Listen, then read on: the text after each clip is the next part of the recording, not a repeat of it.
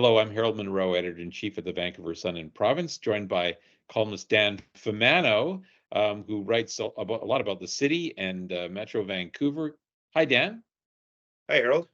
Hey, so big news, speaking of the city, on the political front last week with the Vancouver and District Labor Council announcing that they were throwing all of their weight behind OneCity, the relatively new civic party in Vancouver, but one that certainly has a seat and has been around now for what, going on a decade? Yeah, they've been around for almost a decade now. OneCity started in 2014 in Vancouver, and they currently have one incumbent city councilor, Christine Boyle, and one incumbent school board trustee, Jennifer Reddy. They ran a bigger slate in last year's election, and some of them did reasonably well, but no one other than their two incumbents were able to get elected. But now, obviously, they're hoping to do better in the next election, which is still 3 years away. But as you mentioned, ahead of this next year's election, just a few weeks ago, the Vancouver District and Labor Council has decided in one of their meetings, they voted and it was unanimously approved, basically a motion that will see the council directing their members to join and take an active part in OneCity to support this one specific party 3 years ahead of the next municipal election. Wow. Now, you've written a lot in the past too about civic election fundraising and how that can be done and how you can spend money. Is there any advantage in making a decision like this 3 years out? Can you spend money without hitting your spending limits, or does that kick in at a certain time? I think they're still limited in how they can spend. And this is, I think, my understanding is this is more about just being able to communicate directly to their members. There's only so many organizations in Vancouver that can communicate directly with tens of thousands of members, right?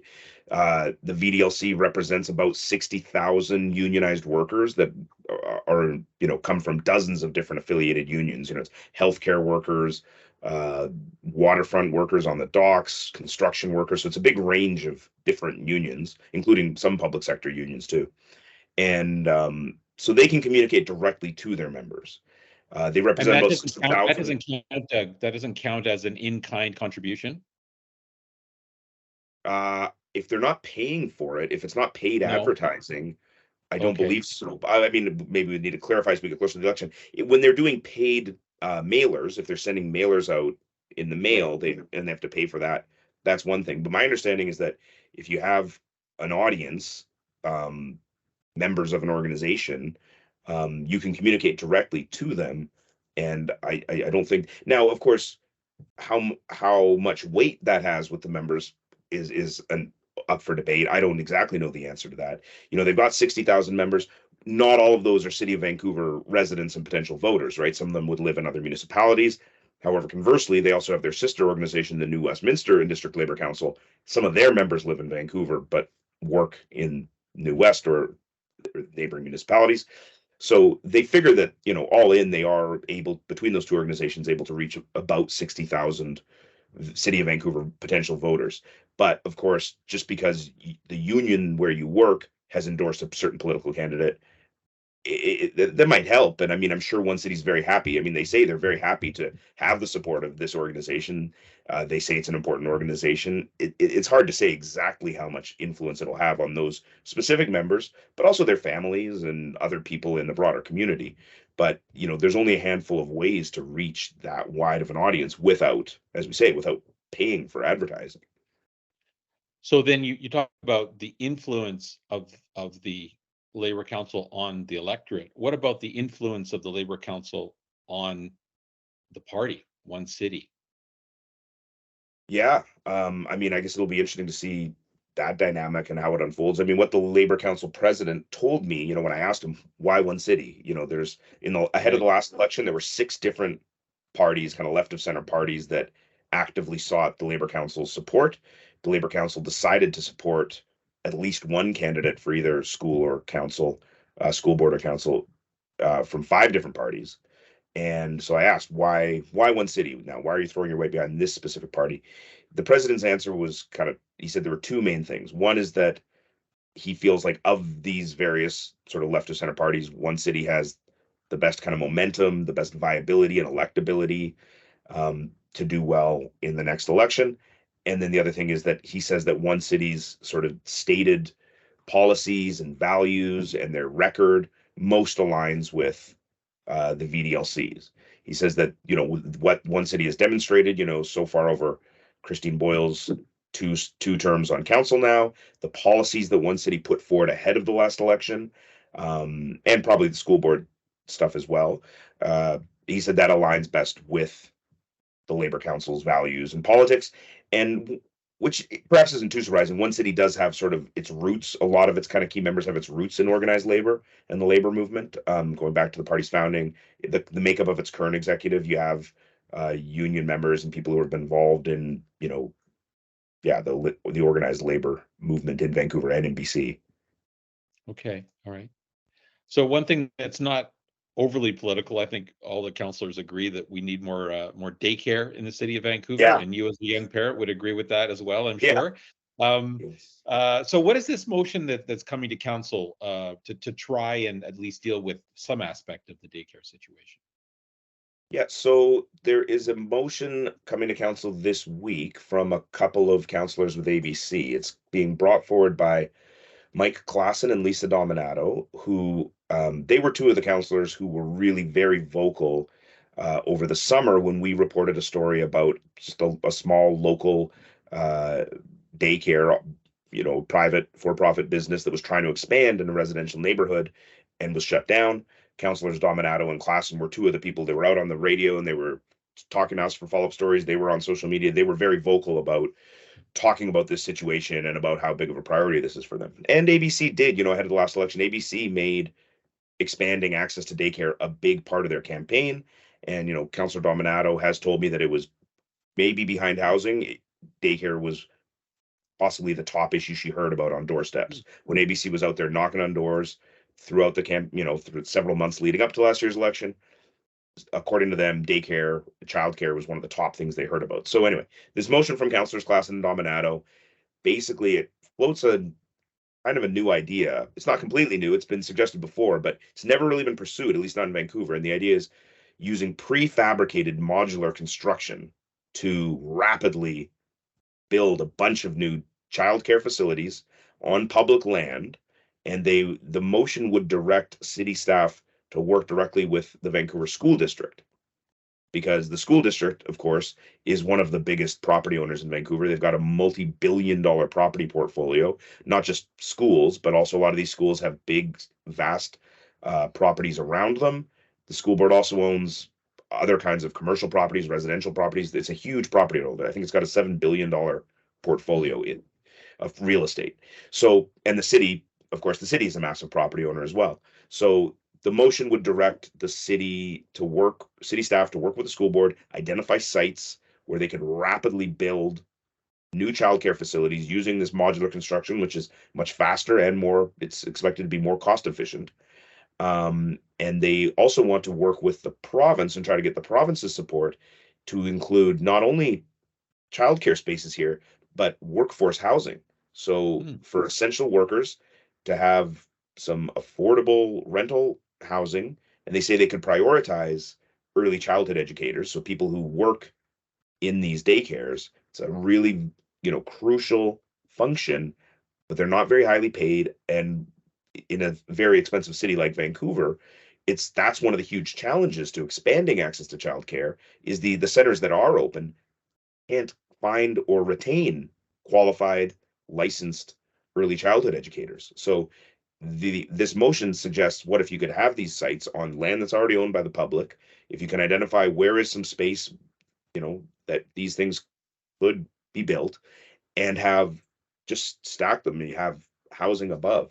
And I was talking to Councillor Klassen last week. He said it wouldn't necessarily only be housing for daycare workers. It could be for other kinds of sort of essential workers, workforce housing it could be nurses, it could be teachers, other kinds of school teachers. Yeah.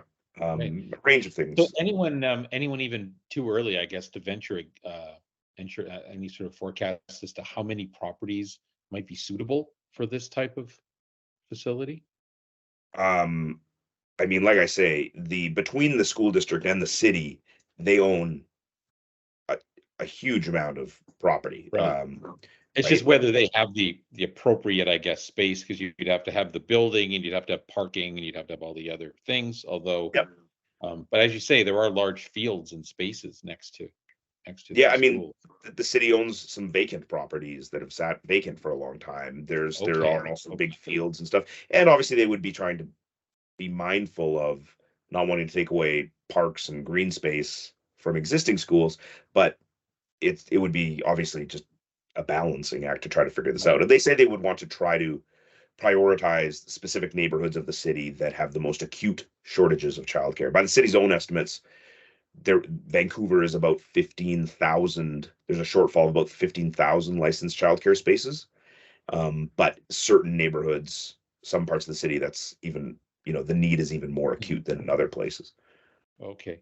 I also wanted to get into one more issue, Dan, if we could, before we go, that I know is probably going to raise the ire of some folks, and that's another motion. I mean, you can tell us who it's from, to look at view corridors in the city of Vancouver. And I'm not sure how many Vancouver residents appreciate some of these how many protected corridors there are, but certainly the city has maps on their websites that show these view corridors that must be protected, and you can't build above a certain height in order to protect people's views of the North Shore Mountains or the waterfront, or I guess depending on their perspective.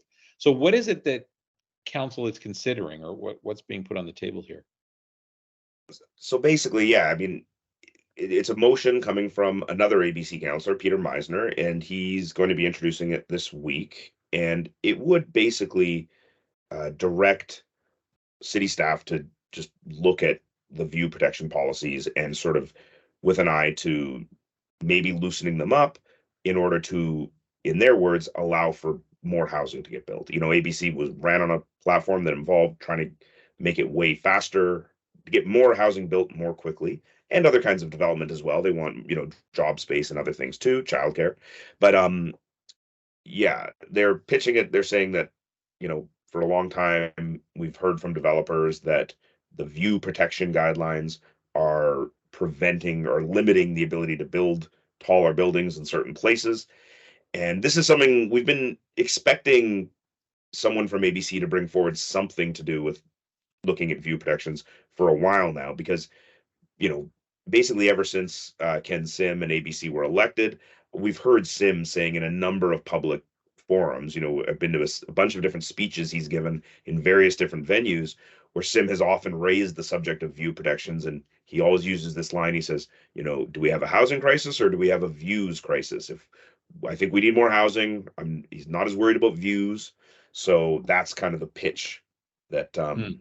that they're giving.